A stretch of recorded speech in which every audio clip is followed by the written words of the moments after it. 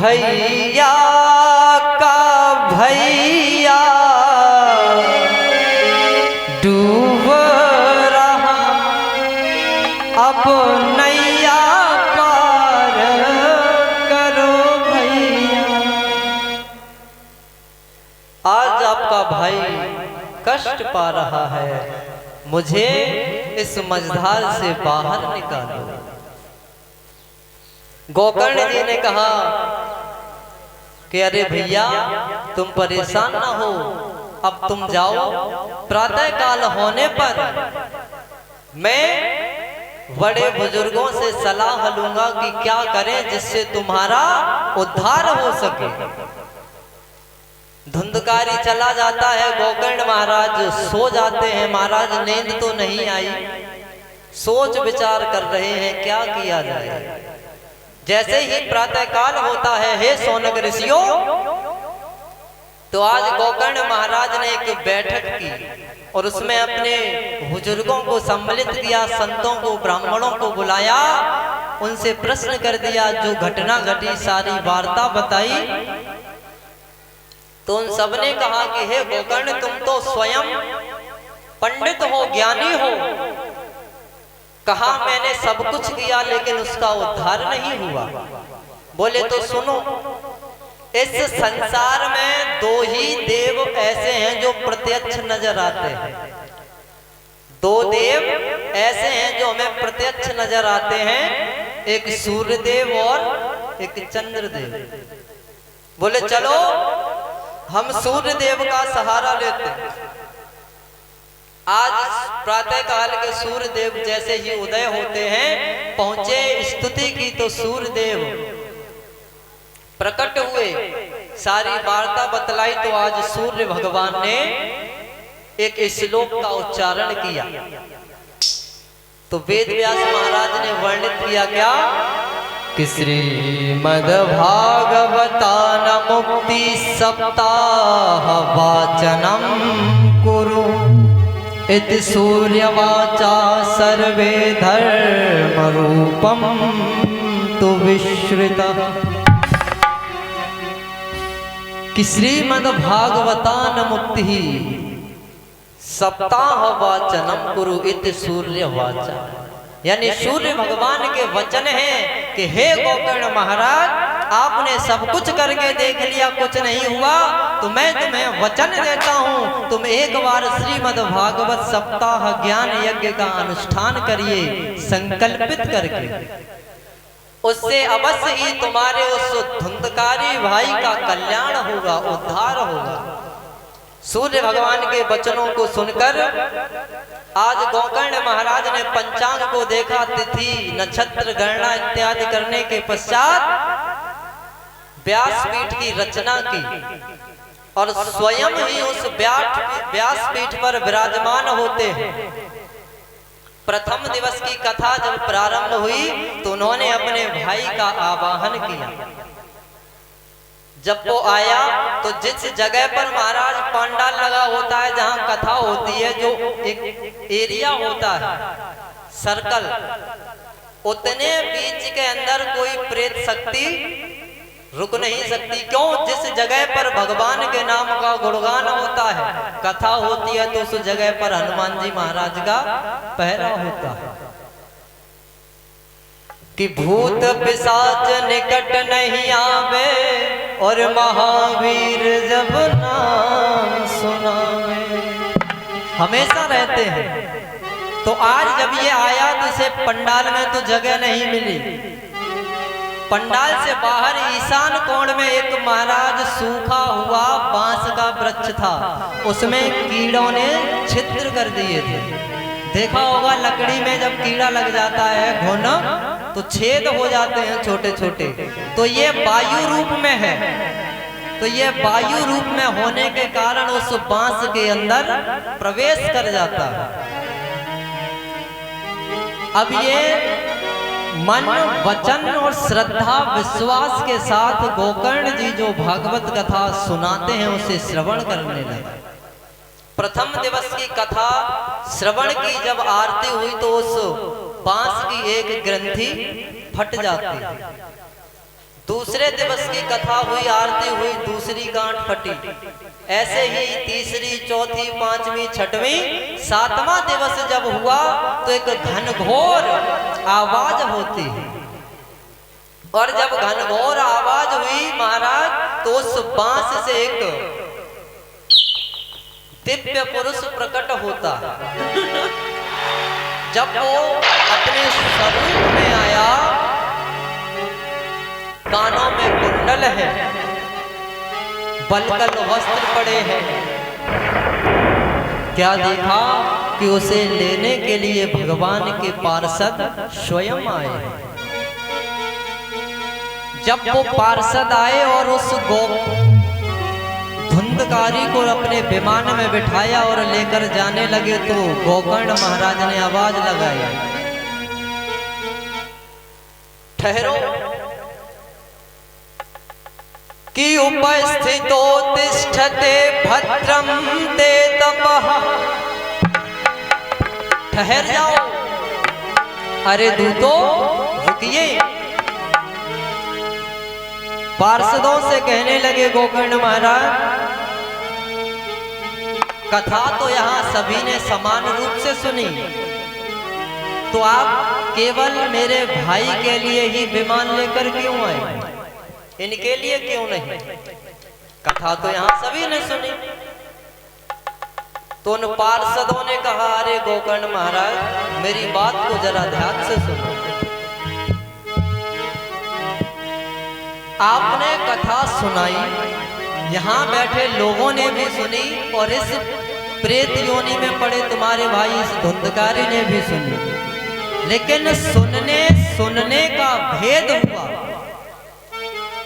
इन्होंने दूसरे तरीके से श्रवण किया और उसने दूसरे तरीके से श्रवण किया।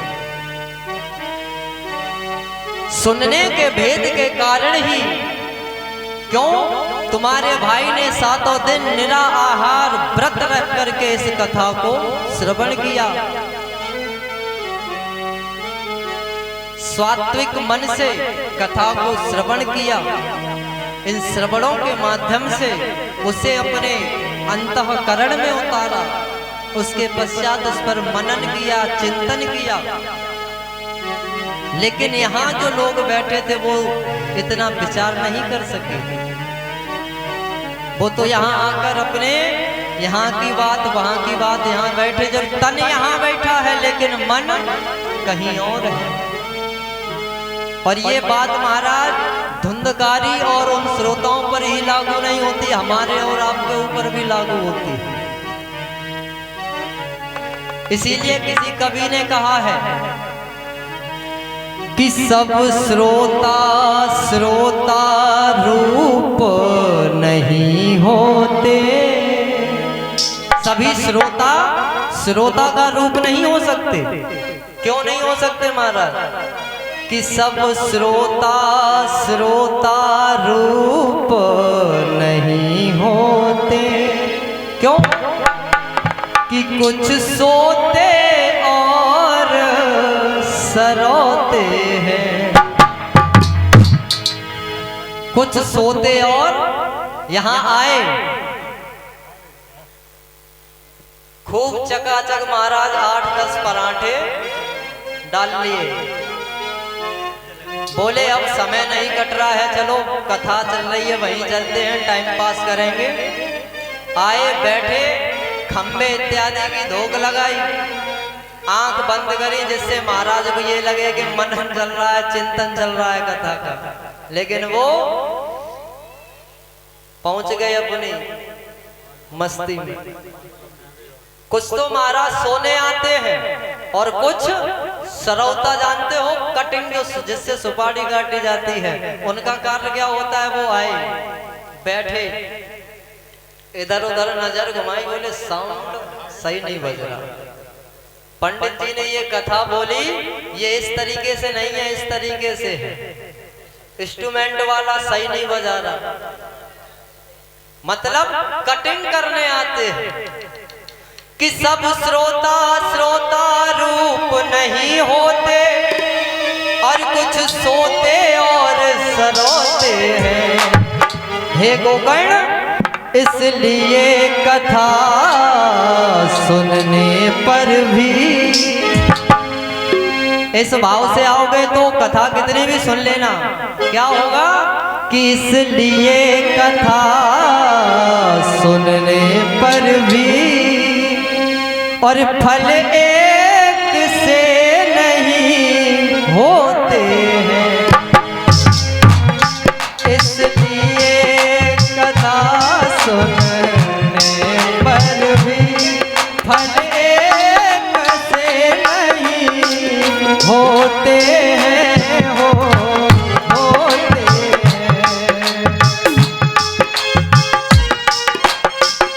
हरि बोल।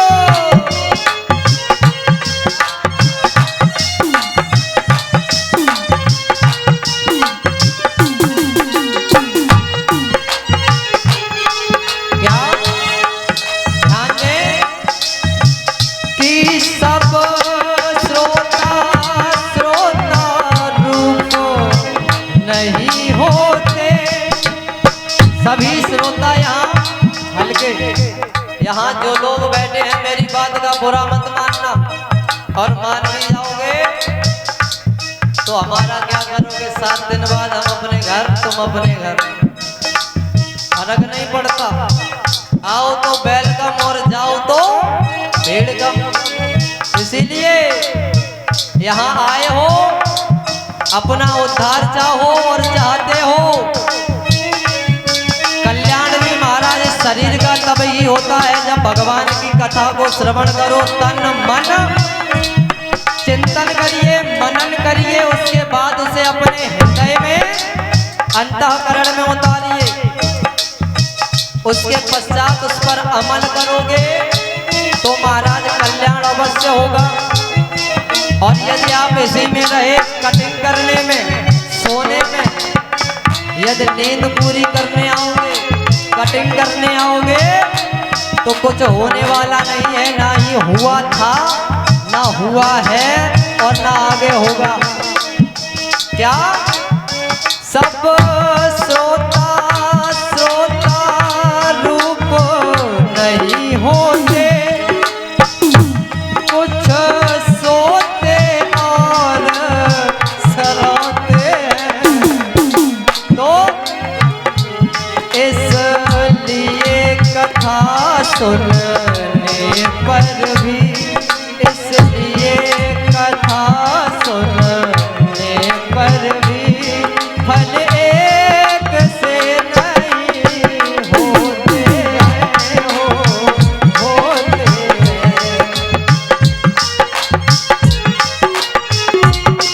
हरि बोल।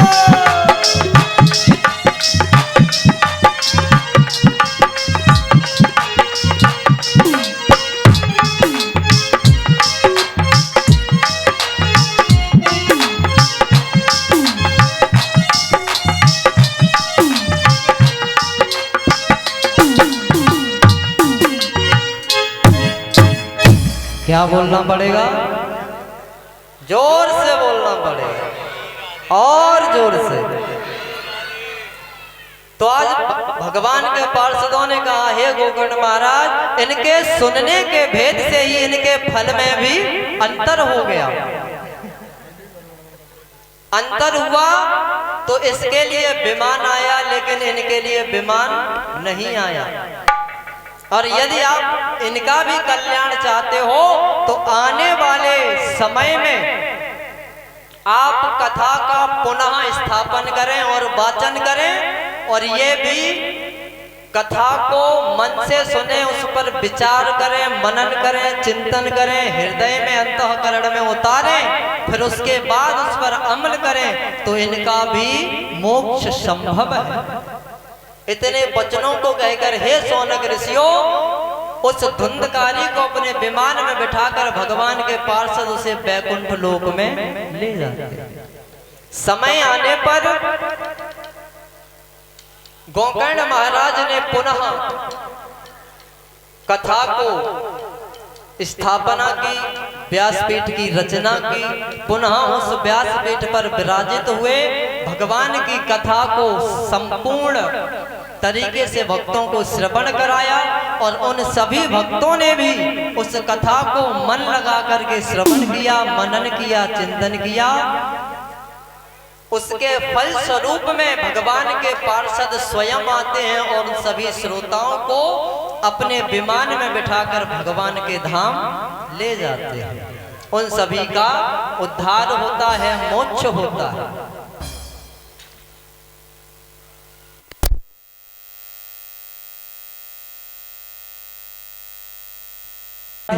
घड़ी और आदिहु से पुण्याद। एक घड़ी महाराज किसी ब्राह्मण से पूछोगे तो अपने पंचांग के अनुसार बताएंगे 24 मिनट की एक घड़ी होती है। यदि तुम्हें भगवान ने जीवन दिया, ये शरीर दिया, 3.5 हाथ का काया रूपी शरीर इस संसार सागर में आए।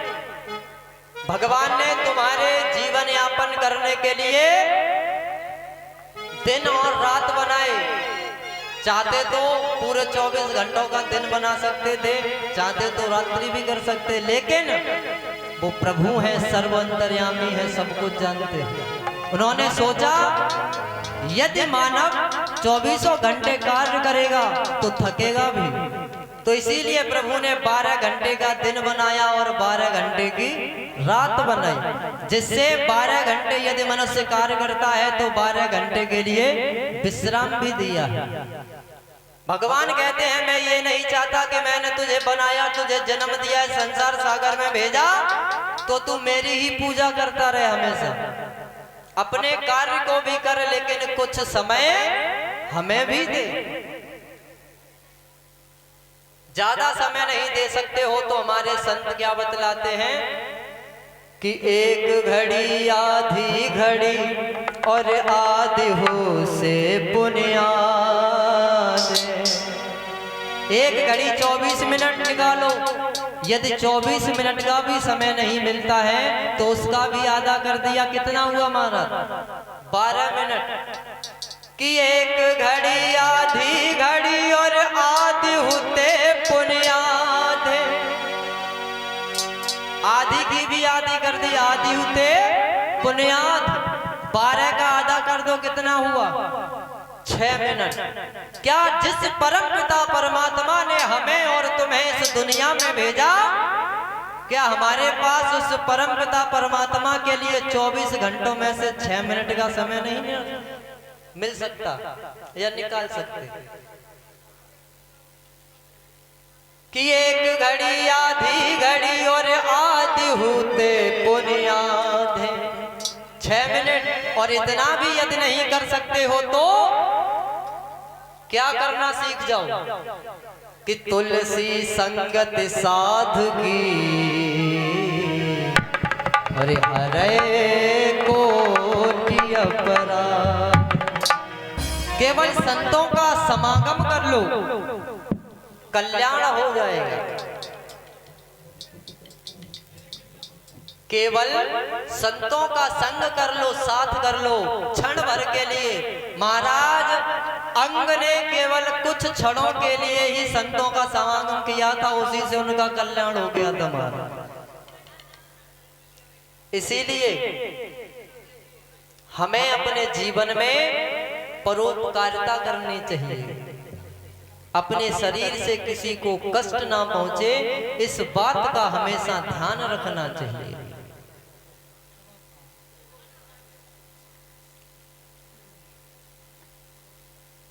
इधर सौनक जी ने सूत जी से हाथ जोड़े और प्रश्न कर दिया कि सुखेनोक्तम कदा राज्ञे गोकर्णेन कदा पुनः सुरसये कदा ब्रह्मौर छंद में संशय द्वयम्।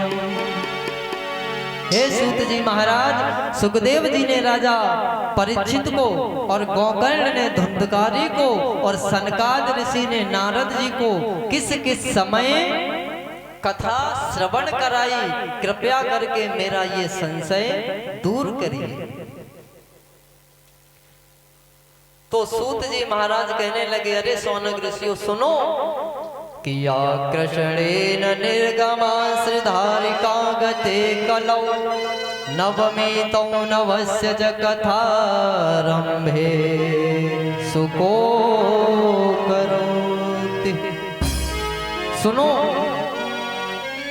भगवान श्री कृष्ण के स्वधागमन के बाद जब कलयुग के 30 वर्ष बीत जाते हैं तो भाद्रपद मास की शुक्ल पक्ष की 9वीं तिथि को सुखदेव जी ने कथा राजा परीक्षित को श्रवण कराई थी। और राजा परीक्षित को कथा श्रवण करने के पश्चात महाराज जब 200 वर्ष बीत जाते हैं तो गोकर्ण महाराज ने शुक्ल पक्ष की 9वीं तिथि को धुंधकारी को कथा श्रवण कराई थी। और इसके 30 वर्ष और जब बीत जाते हैं तो कार्तिक मास की शुक्ल पक्ष की 9वीं तिथि को सनकादि ऋषियों ने देव ऋषि नारद को ये कथा श्रवण कराई थी। आपने जो जो हमसे पूछा, हे सौनक ऋषियों मैंने तुम्हें श्रवण कराया, अब क्या चाहते हो? तो सौनक ऋषियों ने कहा, अरे प्रभु, हमने सुना है कि देव ऋषि नारद ने अपने जीवन काल में समस्त देवी देव में झगड़ा करा दिया, लेकिन आज तक बाबा भोलेनाथ और मैया सती में झगड़ा नहीं करा पाए। क्या ये सत्य बात है? बोले है तो सत्य, लेकिन इसमें अर्ध सत्यता है। पहले तो नहीं करा पाया, लेकिन एक समय ऐसा आया कि इन्होंने बाबा भोलेनाथ और मैया सती को भी इन दुनियादारी के झंझटों में डाल दिया। बोले तो हे प्रभु, कृपा करके मुझे ये कथा विस्तार से श्रवण कराइए। तो इस कथा को श्रवण करने से पूर्व 2 लाइन भजन की, उसके पश्चात कथा को श्रवण करेंगे। आज मंगलवार है तो हनुमान जी महाराज के चरण कमलों में 2 शब्द, उसके पश्चात आगे की कथा।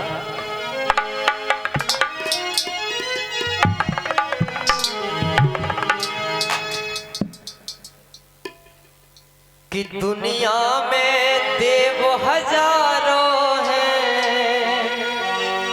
लेकिन बजरंग बली का क्या कहना। महाराज, दुनिया में हमारे सनातन हिंदुओं में, सनातन धर्म में 33 कोटि देवी देवता हैं, लेकिन हमारे जो बजरंग बली महाराज हैं, इनकी बात ही निराली है।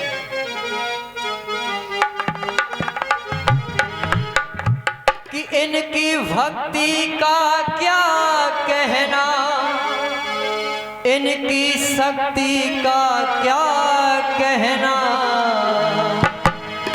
तो दोनों हाथों से तालियां बजाते हुए बोलेंगे सभी लोग कि दुनिया में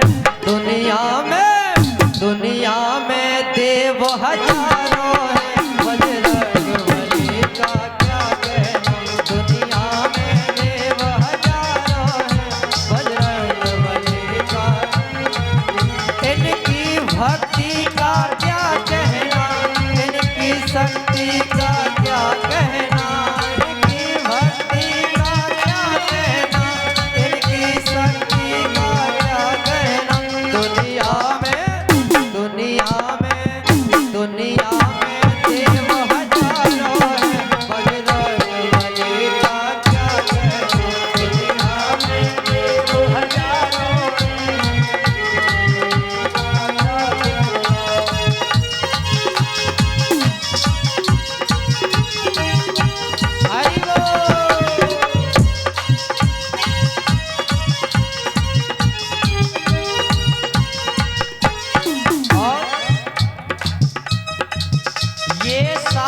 समुंदर पार गए और गढ़ लंका में कूद गए। समुंदर पार गए और गढ़ लंका में कूद गए। क्या? जिस समय मैया सीता की खोज में भगवान श्री रामचंद्र जी हनुमान जी महाराज को लंका भेजते हैं, तो ये 7 समुंदर पार गए और गढ़ लंका में कूद गए। ये 7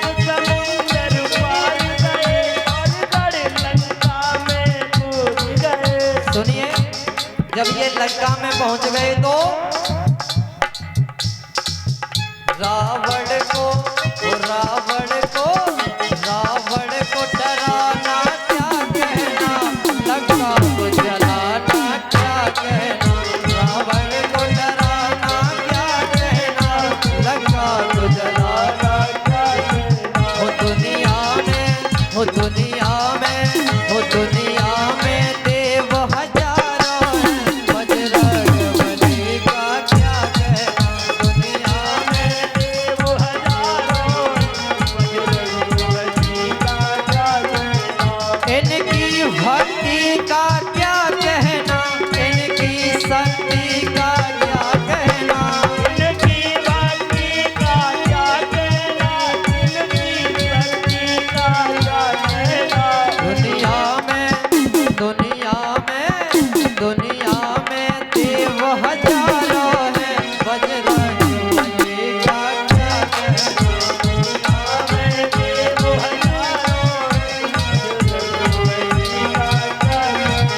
और सुनिए, जब लक्ष्मण जी बेहोश हुए, संजीवन बूटी लान गए।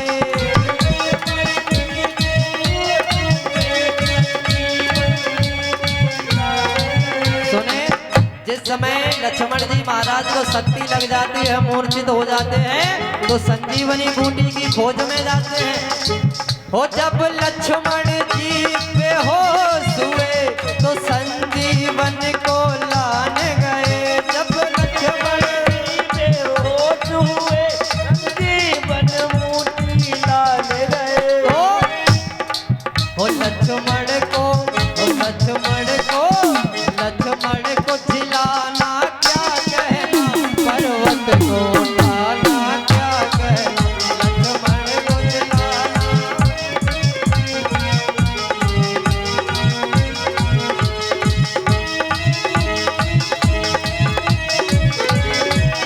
हरि बोल।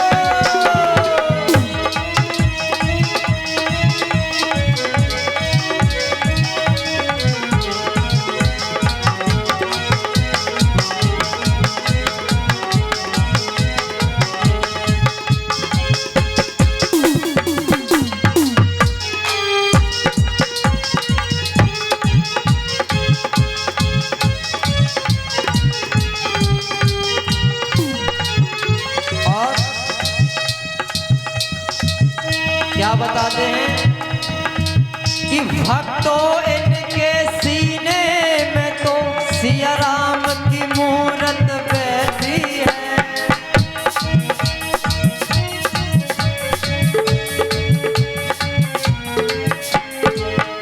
भक्तों इनके सीने में तो सिया राम की मूरत बैठी है। तो इनके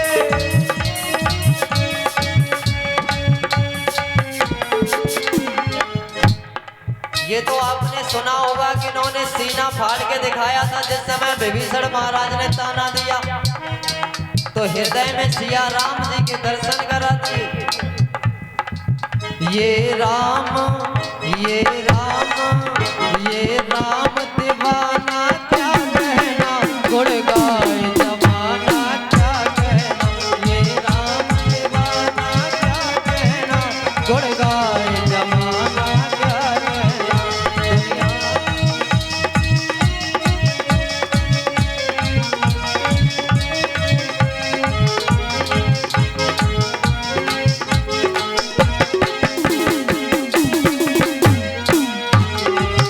हरि